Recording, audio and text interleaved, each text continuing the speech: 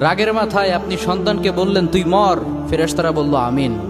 তোর ভবিষ্যৎ অন্ধকার, ফেরেশতারা বলল আমিন। রেগে মেগে আপনি আপনার মেয়েকে বললেন জীবনেও তোর কপালে স্বামীর ভাত জুটবে না, ফেরেশতারা আবারও বলল আমিন।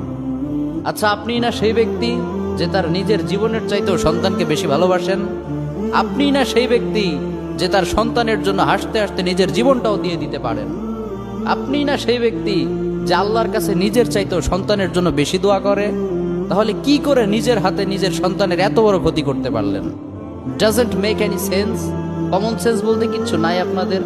আপনারা কি জানেন না আপনাদের রাগের মাথায় বদদোয়া করাগুলো ফেরেশতারা আমিন বলে? দাওয়াতুল ওয়ালিদ আলা ওয়ালাদি, বাবা মা তার সন্তানের জন্য যেই দোয়া করে সেটা ভালো হোক কিংবা বদদোয়া হোক, আল্লাহ সেটাই কবুল করে নেয়। এজন্য খবরদার, নেভার কার্স ইউর চিলড্রেন। রাগের মাথায় কখনো সন্তানকে অভিশাপ করবেন না। খুব বেশি রাগ উঠে গেলে তার জন্য উল্টা